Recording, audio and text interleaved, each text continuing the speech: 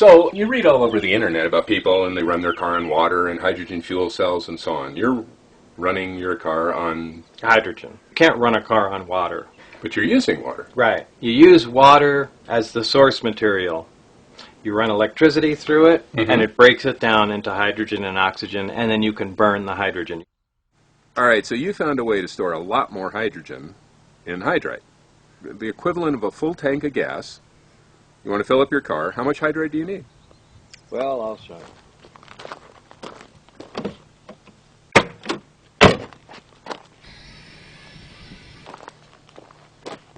No way.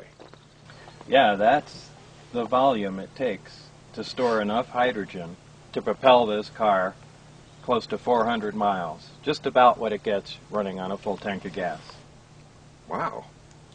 And it's a lot safer than gasoline. Really? Yeah, these tanks can be shot at with incendiary bullets or cut in half with a chainsaw, and you could throw a match on them, they just smolder like a cigarette. Now, you can't say that about a gas tank. Now, if you stored hydrogen and just compressed gas in a tank, it would certainly explode, catch on fire. Here, only the hydrogen that you need is released from the tank. When the tank's heated, it produces hydrogen, and the car burns it. So there's never much gaseous hydrogen in the system at any given time. Wow. So these are the fuel lines? No, what are these? These are the... This provides power to the heater in the tank and also reads back the temperature of the tank. Why is that important? Well, when you apply heat to hydride, it releases hydrogen. So as power is applied to here, it heats the hydride, and then the gas comes out the big hoses on the end. Now you have 4 hoses. Do they all mix into one big hose or something? Because you can only get hydrogen out of hydride at a certain rate with a certain temperature. And a single tank, you can't get it out at the volume you need. So you really just split it into 4 smaller units, heat them separately, and it works just fine. Okay. Now behind me, Bob is getting ready to blow something up. Bob is blowing up water. Well, okay, he's not blowing up water because, as he said, to say you're powering your car on water is the same thing as saying if you're running your car on gasoline, you're powering your car on dinosaurs, and we know that's not the case. This is what? This is a Hoffman apparatus. And it's used to produce hydrogen and oxygen from water. For fun, just because it's cool. Well, if you just have a use for hydrogen and oxygen or for demonstration purposes, it works just perfect. All you got to do is fill it with water. That's just regular water, right? Well, actually, water with a little citric acid, potassium hydroxide, anything like that. The more conductive you make the water, the faster hydrogen will come out. And each one of these sides is supposed to be hydrogen and oxygen? Right. One will be hydrogen will bubble up out of one, and oxygen will bubble up out of the other. Remember, water is H2O. Right. So when we break the bond of water apart, we'll get twice as much hydrogen gas as we do oxygen. Oh, so what happens to the water? It just goes away. Right. It gets converted into... So each one of these tubes, the water just goes down, but what's left is the gas? Right. And there'll be more on this side? Yes. And that's the hydrogen side. Exactly. And that's the negative.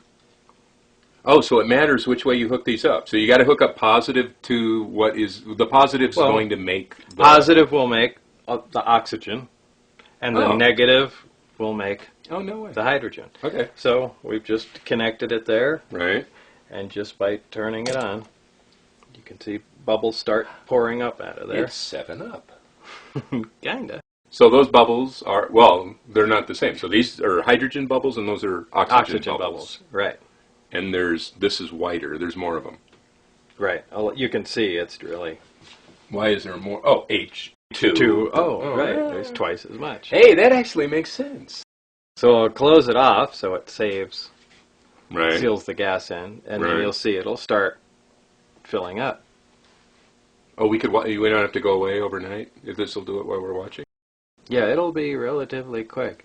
And what we'll do is take a little sample of the hydrogen gas and light it. Right. And You can see. That what are these? You just have electrical current going to a it's piece a piece of foil? well, it's a piece of platinum foil, and the reason you need platinum in there is because it's very corrosive to a metal for electrolysis to occur. I mean, it's really ripping the atoms of the metal apart, but platinum is highly resistant to corrosion. Now, this is a slow method. Right. And, you know, it consumes a fair amount of electricity. Now, if the electricity is being produced from solar panels or a wind generator, it doesn't cost you anything, so who cares? But still, you don't want to wait, you know, hours and hours and hours and hours to refill a vehicle. You want something that can produce hydrogen at a fairly quick rate. So let's go ahead and extract some of this. Okay.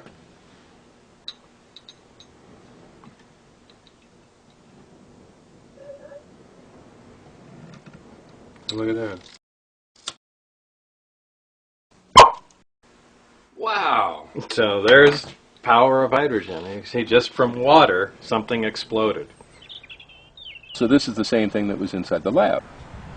Yeah, that was a small tabletop model. This is a large industrial version, essentially, which connects right to the water main. Right. And produces a much higher volume. The water hydrogen. main, The water garden line. hose. Right, yeah, garden hose. You can plumb it in like you connect your, you know, dishwasher, or just connect to a garden hose. Right. And it's powered by either solar array, solar panels, which convert sun into electricity, or a wind turbine, takes the wind, converts it to electricity, or any other way. But the idea is just to use complete green energy. Ideally, I like to run this one on solar. New Mexico gets a lot of sunlight, so that's really all there is to it. You connect it to a water line, plug it into your solar panel, and open the water line. Unit starts producing hydrogen, and when it has a sufficient quantity in there, let the hydrogen out, and you just leave it plugged into your car overnight. Now, this is the same as those other two tubes, right? Right. Hydrogen and oxygen, or Right. whichever one is. And the oxygen we have no use for, so we just vent off into the air. And the hydrogen... It's very nice of you. I'm sure the Earth would be proud. Well, could use all the oxygen it can get. So the hydrogen, using the water pressure, is compressed into the hydride tanks. The water pressure, like a syringe, it pushes it right into the tank. Exactly. Well, there's a standard gasoline fill, but also there's a hydrogen in it, which you just click on, leave it on overnight, and as the generator makes hydrogen, it compresses it in there at a nice slow rate, and the tanks become full over a period of about 8 hours or so. There are little points here and there that do have to be addressed. I mean, when it comes right down to it, you don't want fuel tanks inside the vehicle. This is a prototype, so ideally, eventually, you'd want the tanks outside, just like a fuel tank is. Why can't everybody do this? I mean, gas is going on $5 a gallon. Right. It's terrible. The whole country's falling apart. We're, killing people all over the world for oil. And this, you're driving a car on this. Right. And you can do it. And you can convert any other car. Yeah, unless I'm sure there are cars that have some technical problems. But yeah, essentially, any car can be converted. The whole problem to it is the material in the hydride. The hydride itself, one of the main components of it, is classified as a weapon material. And it can only be used in thermonuclear weapons. And because, even though it's not a dangerous material, explosive, or anything by itself, just because it's used within those nuclear weapons that are obviously secret and the components thereof, but because it's used in those, it can't be used for any other civilian purposes. So, you can't even purchase the material. No. Which is why we had to make it. You made it? Yeah, we made it. But isn't that, don't you need big particle accelerators and things? Yeah, so that was the one loophole. You can make the material, you can't buy it, so... Where's the particle? You have a particle accelerator? Yeah, so all you have to do is build a particle accelerator and you can make all the hydride you need.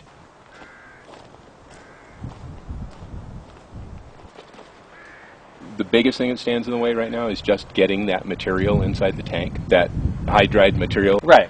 And the reason you can't is because It's a weapon material. but there's nothing dangerous about it. No, it's It just won't used blow in a up. weapon, right? Well, beryllium's used in a weapon too. You know, Right. It's like basically, this whole thing boils down to how you store the hydrogen. So we found a metal. We have a material that we can store the hydrogen in.